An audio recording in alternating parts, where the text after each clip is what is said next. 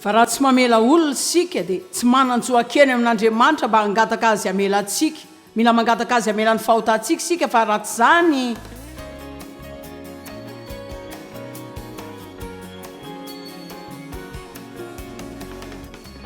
zavatra fahatelo za mino fa ny fo mahitsy dia tsy fofeno eloka sy fanamelohan'izany. Hoy Paoly hoe miezaka manatratra ny mariky ny fahatanterana dia zavatra iray no ataoko fa ndriko tokany izany manadino ny zavatra any ariana. Hoy izy hoe ny zava-dehibe indrindra izay ataoko dia ny tena ezahako dia ny anadino ny zavatra any ariana. Sasany aminareo tsy afaka mitombo ary nareo koa tsy tena afaka manolo tena tanteraka, tsy afaka manana fotenahana masina tanteraka ianao satria fonao feno eloka sy fanamelohana loatra fa mbola voafaritry ny zavatra izay nataonao tany amin'ny 10 taona lasa ianao na 20 taona lasa ary tamin'ny maraina dia nendalanao aty amin'ny conférence dia eloka ihany izany eloka fanamelohana. Tsy haiko kokoa raha zany fomba ilazana aminareo ny isan'ny olona nananako tamin'ny eloka sy ny fanamelohana. Ny olona ndraiko tany amin'ny fahazazako dia nihevitra fa nisy zavatra tsy nety tamiko dia nanomboka nahatsiaro ratsy tamin'ny tenako aho. Nahatsiaro meloka dia tonga tamin'izay tsy nahatsiarovako mety raha tsy efa mahatsiaro diso aloha. Rehefa mba mahatsiaro mety aho ka manana fiadanana dia everiko fa misy zavatra tsy mety izany. Za zany tonga dia feno eloka sy fanamelohana tanteraka satria ianao manana fihetsem-po fa tsy voatery inonao zany. Ary tsy hoe raha mahatsiaro meloka akory dia midika fa marina zany. Ajanony ny finoana ny fihetsem-po. Raha nangataka tamin'Andriamanitra melanao ianao kanefa mbola mahatsiaro meloka ihany dia mila milaza ianao hoe mandainga ny fihetsem-poko. Mandainga amiko ny fihetsem-poko, miovaova ny fihetsem-poko, tsy mba milaza amiko marina izy, aza mba fatoran'ny fihetsem-po zany. Aoka ianao no fe azy. Amen. Ny eloka sy ny fanemelohana dia tahaka ny fahatorana izay mandrakotra anao ka dia tsy mandroso ianao amin'izany. Hitanareo rehefa latsaka amin'ny routine ianao, tsy mampaninina azy ny verinao fa rehefa vitanao fa tsy nandeha lavitra zany ianao. Mety afaka soratanao amin'ny vatanao zany rehefa zany fa tsy handeha ho aiza ho aiza zany ianao. Dia ohatra izany mihitsy ny eloka sy ny fanamelohana fa mandreraka anao zany dia mandreraka anao tsy hivoatra izany mihitsy ianao. Fahatserovanao meloka tsy hamasina anao zany mihitsy. Fahatserovanao meloka tsy hampanolo tena feno anao zany. Ny fahatserovanao meloka tsy hanampy anao hitombo mihitsy. Ka mila manapa-kevitra nareo androany alina kasika izay ho tazominareo. Ny fanamelohana dia miteraka fahalemena sy mangalatra ny fatokinao. Fa Andriamanitra manindry antsika hanantona amin'ny fahasahiana eo amin'ny fiandrianana. Mamantatra hoe izy sika eo amin'ny Kristy mitafy ny akanjo ny fahamarinantsika dia milaza hoe fantatro fa adala Andriamanitra fa fantatro koa fa tsara ianao dia haiko fa tia ahy ianao ary haiko fa tsy manampy ahy ianao satria mendrika izany ka za zany dia hitombo hery hangataka aminao mba hamela ary za zany dia tena hiezaka mihitsy manao izay tena ilaiko na dia fantatra aza fa tsy misy manery anao zany tian'Andriamanitra zany fa anaontsika eo amin'ny endriny zany. Satria izao ianao dia miankina tanteraka aminy fa tsy hoe amin'ny tenanao. Ndao jerena ny Hebreo 4 dia ny 10 ka hatramin'ny 12.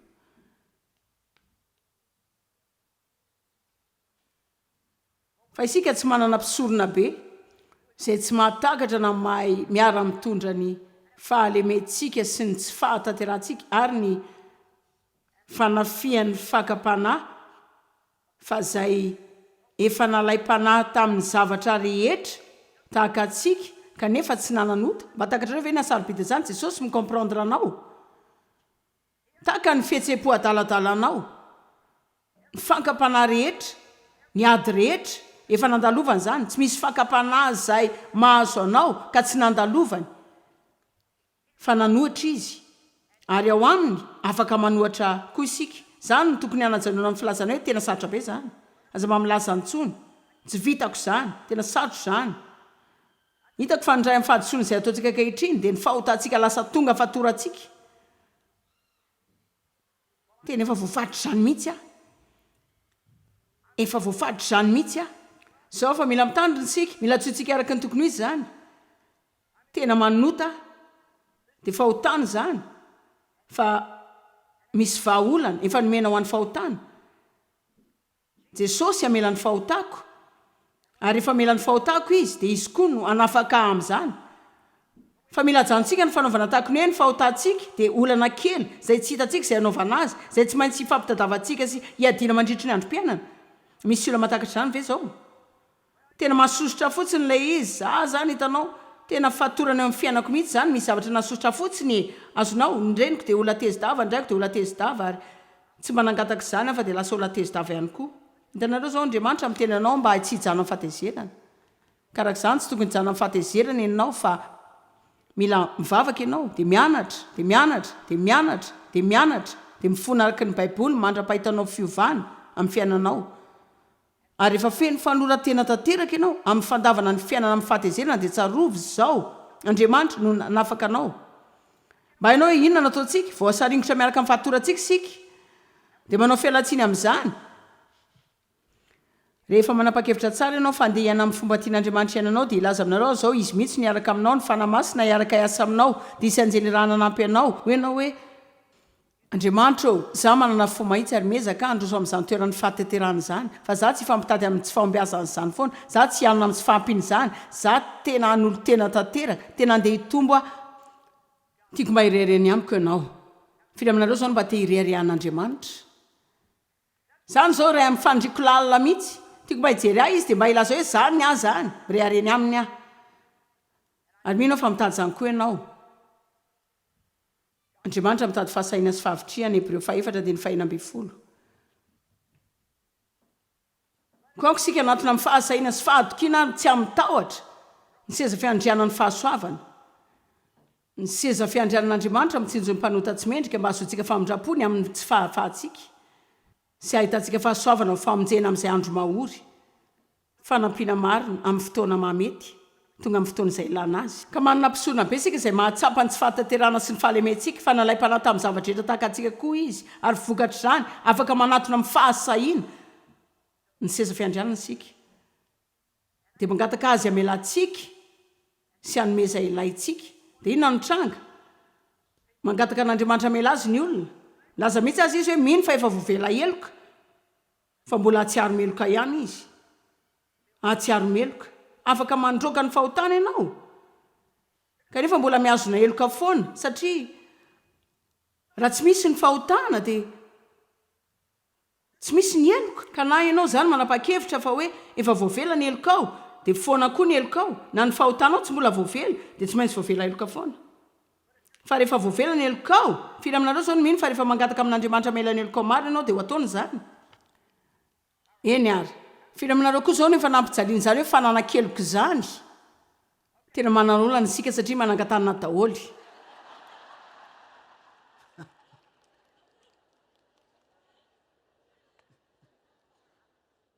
ianao mino fa andriamanitra mamela ny fahotanao rehefa angatanao zany fa mbola mahatsiaro-meloka ihany ianao mba fantatra hoe inona zany fa fomba fiazanao mandoa izay tsy nentina ataonao zany fa afaka milaza aminao fa tsy mila ny fanampianao zany andriamanitra fa raha afaka mandoa ny vidin'ny fahotanao anao dia tsy mba maneraka ny zanany jalo sy atra ny fahafatesana mafy izay neretany mihitsy izy ny fahamarinantsika tsy misy ifandraisany amin'ny fahotantsika tsy afaka mampifandray ny herin'ny fifandraisana indray sika raha vao tapahan'ny fahotany izany fa andriamanitra irery no mahavidy zany amin'ny lalan'ny rany Jesosy Kristy ary za mino marina fa zany no ray amin'ny olana lehibe indrindra izay ananantsika ao am-piangonana andriamanitra tsy tezitra aminao andriamanitra tsy tezitra aminao andriamanitra tsy tezitra aminao fa hitanareo zao ny akamaroan'ny olona rehetra dia saika mihevitra daholo hoe teny zany izy zany arak'izany zao afaka mandeha lavitra mihitsy aza milaza hoe andriamanitra dia faly aminao aiza kosa zany josy ny marina tsy hainao mihitsy izay vitako tamin'ny herinandro ty za tsy milaza hoe faly amin'izay ataonao rehetra izy mety tokony tsy pahankely avy atoriana azy ny ara-pananao fa faly aminao ihany izy ny zanako tsy mba manao izay rehetra saiko ataon'izany fa zao mbola tiako very zareo dia hainareo hoe nahoana satria izy ireo tia saika miresaka amin'ny tsiraray amin'ireo zanako isan'andro any sasany zao indroa na intelo isan'andro diatsika ny zanatsika ary tena mahagaga rehefa tia ndrainao sy nyrenao ianao fa mahazo zavatra betsaka izany fa raha tsy tia ary zareo tonga dia tamin'ny fotsiny isan'andro milaza amiko ny asa tsara dia miezaka manaitra azy aho zany hitanareo tsy manome aloha fa tsy avo a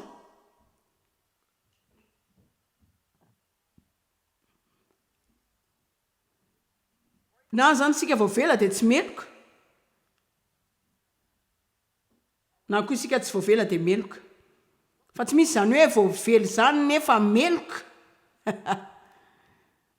amboary ny sainao androany alina fa mino fa ny akamaroanareo dia mila mandre izao ary tsy hainao rery fa maro mihitsy ireo olona maro zay mijery tele raha inonao fa voavela ny elokao dia ny eloka izay tsapanao dia laingy avy amin'ny satana fihetseham-po fotsiny zany dia mila manajana ny fihetseham-ponao ifeny fiainanao ianao za taloha zany hoe mila mitifitra ny tenako mba handresy zany zany hoe mila tonga tamin'ny teboka izay tsy maintsy nangatako an'andriamanitra mela fa mbola natsiary meloka ihany tokony laza hoe tsy meloka zany nangataka tamin'andriamanitra mela ary tsy meloka fa ilay fihetseham-po dia laingy enareo avery dia voly za tsy meloko zany ary tsy hanameloka atsony ianao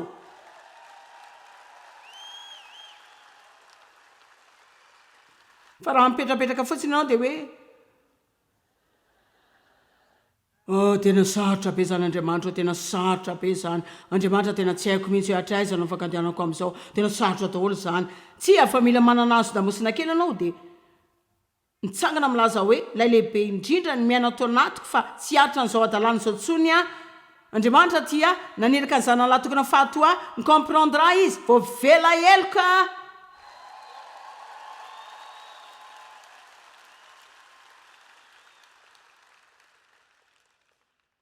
fa ny fo mahitsy za tsy mino hoe mana zany tsy misy tahotra zany tsy mora tezitra ary tsy mafeny tsy famelan-keloko zany fa feny fiadanana rehefa ka milaza aminareo a tena manana olana amin'izany mihitsy ny olona zao ny ankamaroany dia mana dia miezaka mamany zavatra rehetra dia feny fanahina mikasika zavatra hitranga manaraka mana matahotra mitady antony kirotana tezitra amin'ny olona tezitra amin'ny tenany tezitra amin'andriamanitra tezitra amin'ny olany tezitra ny ansasaka ny tany mety ny 700 ny tany dia tezitra nefa ny akamaroany dia kristianina sasany aminareo ary zao tonga eto androany nefa tezitra amin'ny olona misy aminareo mipetraka ao trano ary zao mijery fandarana dia tezitra amin'ny olona izay miara-mipetraka mijery zany aminao eo feny tsy famelan-keloko tena tsy hainao mihitsy izay ataon'izy ireo taminy fa tena sarotra zany fa raha tsy afaka mamela ianao tsy ho angatan'andriamanitra anao zany mihitsy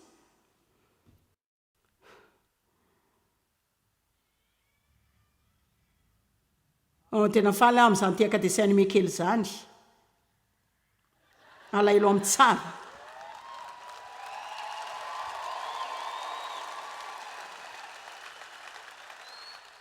fa io hoe raha tsy afaka mamela eloko ianao tsy hampanaovin'andriamanitra anao zany dia reto zao misy olona roa lasa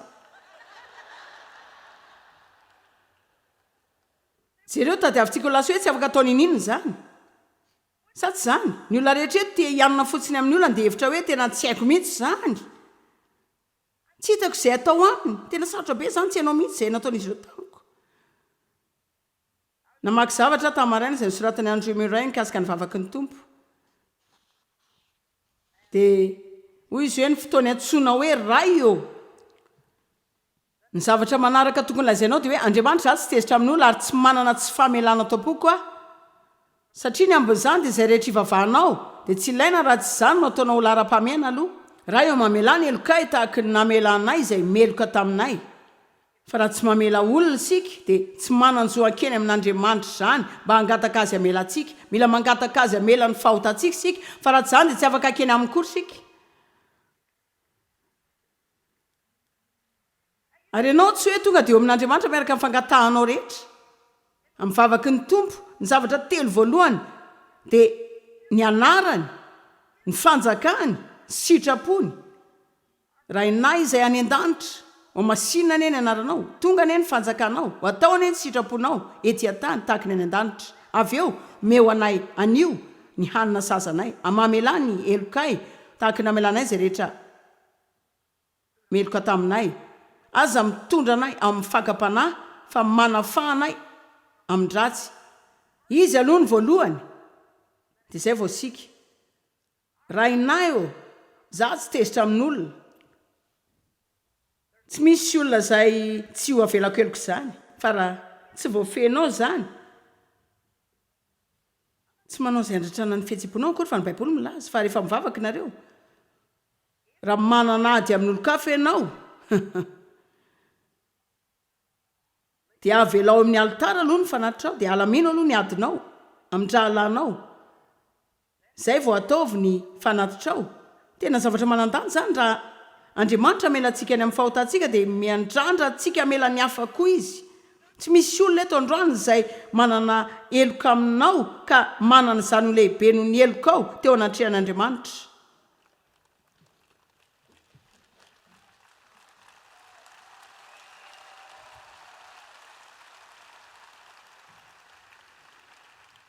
Petera voalohany toko fahatelo andininy fahaefatra fa aoka ho toetra miafina ao am-po izay tsy mety loha dia ny fanahy malemy sady miadana. Ny andininy aloha zany dia miresaka mikasika ny fomba firavahantsika ny ety ivelany izay mety ho tsara tokoa azonareo. Mila nandany adindray mba hiomana tamin'ny maraina ary raha fotoana fanasako ny voloko zany dia miampy ora ray koa zany ka za mila mandany farafahakeliny mihoatra izany mba hanomanako ny atao anatiko sa ahoana ho nareo. Marina madama raha ohatra ka atsasaky ny fotoana hanomananao ny vatanao no na hanomananao ny fonao dia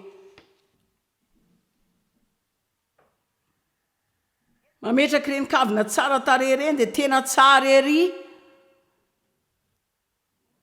Petera voalohany toko fahatelo andininy fahaefatra andao jereny izay tena manandanja amin'Andriamanitra fa aoka ho toetra tsara sy miafina ao am-pon'ny olona zay tsy mety ho loha dia ny fanahy malemy sady miadana zay tsy mba tezitra na noforonina fa zay soa indrindra eo imason'Andriamanitra. Tezitra tena voaranitra tena voakorotana tena tezitra za sositra za krina reseo zany tena tsy vitako tena sarotra be zany. Jaona 4:7.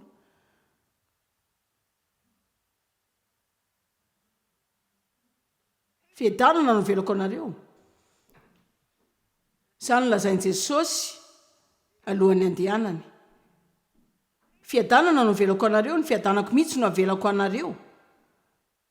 tsy tahaka ny fanomeny zao tontolo zao no anomezako azy anareo ary aza manana ihany koa mampatahotra any amin'ny fonareo. Zao ny fataro ajanono ny fanaovana ny tenanao ikorotana sy ho taitaitra ary aza mitondra ny tenanao amin'ny tahotra na ho amin'ny akanosana na ny tsy fahasahiny zany.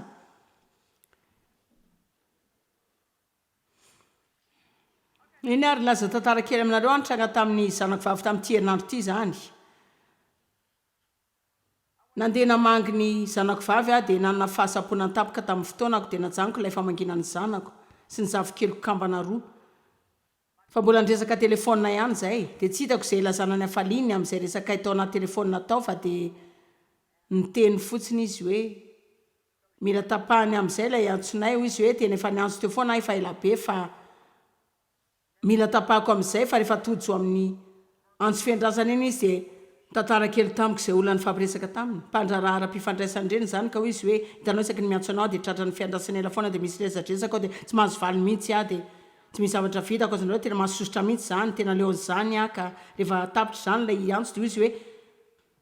zay nolazaina izy ireo tsy nety akory ka dia fotoana very fotsiny zany zao dia hoy izy hoe tsy misy zavatra alako tahaka zany hoe olona mandany ny fotoanako zany tena mahasosotra ny olona mandany ny fotoanako dia hoy aho hoe moramora ihany. Hoy aho hitanao tsapako tsara no mahazo anao fa fantatro tamin'izay nandalovako fa ho tratra n'izany foana ianao mandra-pahatonga an'izany ho tsy mampanina anao tsony.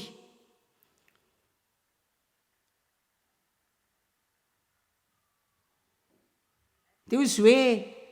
tsara ihany zany satria izy nanatoepo tsara zao izy tonga dia manatona dia laza hoe tena tsy lasa mihitsy zany fa zany mihitsy no ataontsika matetika rehefa miezaka mandresy lahatra antsika Andriamanitra ny amin'ny zavatra izay na fahamarinana amintsika raha tokony raisitsika fotsiny zany miaraka amin'ny firy izay hoentiny. Marina ny ianao nanao diso a raha tokony hoe izay fotsiny dia lasa hoe dia lasa elantsika zany dia tsy saitsaintsika intsony fa ny olona natazontsika ihany fa misy zavatra iray tena tsara amin'Andriamanitra tsy misy zavatra tsy afaka ao zany ao amin'ny fianarany na manaona ny fotoana izay ilanao anaovan'izany fanadinana izany ataonao zany mandra-pahafaka ao azy.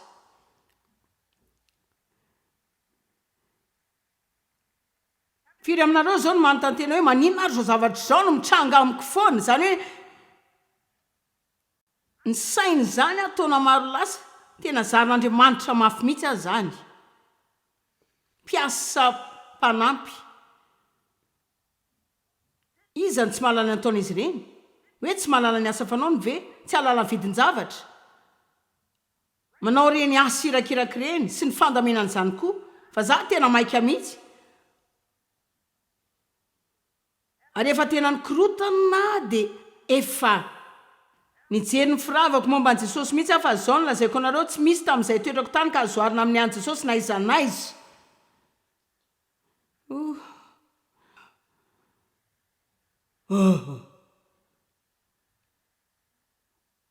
Azonareo ve izay lazaiko? Ilaza aminareo ny fahitsiny ny fahamarinan'Andriamanitra avy any amin'ny mpiasa mpanampy ny asa tsy nanan'izany. Tsy nahita olona mba hitondra ny volako akory aza tamin'izany voaka nandeha ny antsena matetika, ohatrany hoe sao dia tsisy olona azo amin'ny orinasa io. Fa haiko daholo zany resaka rehetra zany, ka ny zanako vavy ny laza hoe hitanao zao izy efa nanao ny tenako amin'izao mihitsy hoy izy hoe melohany andraisako ny telefona ka ny antsoko azy ireo dia hoe aho hoe tena ho nofo ratsy indray ty zao. Fefaiko izay tranga eo zany zao dia iray amin'ireo resaka orinasa manao tolotrasa amin'ny télé na tolotrasa amin'ny internet na amin'ny telefona, ka dia hoe mila teny ifantohana tsara zany resaka zany, satria hainareo ny fifandraisantsika ankehitriny raha vao tsy hitan'izao tontolo izao sika mandritra 5 sekondra tonga dia lasa wow. Dia ny antso tara be izy tamin'ny alina izy hoe manana tantara mampime tantaraina, hoy izy hoe efa tena nanitsy ny fo koa vavaka melohan'ny antsoko azy taoriana andehananao satria tsy maintsy mandamin'izany zavatra zany hoy izy hoe azo antoka aloha fa nahazo lafa zay tsy nalala izay nataon'zareo. Dia nandany fotoana ny andro indray ny andro fa hoy izy hoe tena tony tsara, fa iaho hoe tsisy tsony ry devoly tsy ahazo azy zany. Hoy izy hoe tena tony tsara, tena nitondra tena kristianina tsara, nitondra tena tsara. Dia hoy izy hoe miandry ela kely madama, fa meko anao ny lehibeako aloha, dia azoko tamin'ny telefona ilay lehibe ary sekondra vitsy fotsiny naman'ilay olana. Dia hoy izy hoe hitanao zao mandra-pandamina ny zavatra rehetra ho anao satria izany mihitsy zao, hitanao efa fotoana lava izay nanaovako izao. Hoy izy hoe te hanao zavatra ho anao nahoana moa raha manana internet roa ianao mandeha ohatranao mandritra ny herintaona, tianao ve raha mahazo télé na gratuit ianao mandritra ny herintaona. Dia ny fara tamin'ny fanomezana ny zavatra telo na efatra teo zany, tonga dia hoy izy hoe tena Andriamanitra zany.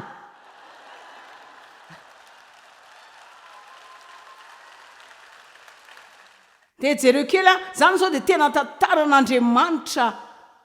efa mahazatra, satria nahavita ny fanadinana izay dia tonga Andriamanitra avy eo nanao zava-mahagaga ho anay rehefa nandalo zany fanadinana zany zay. Dia Andriamanitra ny zazany raha toka tena mino izay zavatra lazainay fa inonay marina izay. Matoky an'Andriamanitra, alleloia, dia raha ina ny tompo. Matoky an'Andriamanitra na zany laina miandro 2 sekondra na miaritra olona izay sarotra raha miaina na ihany koa tonga dia azoko izay ilaiko anaty minitra vitsy. Matoky an'Andriamanitra re olona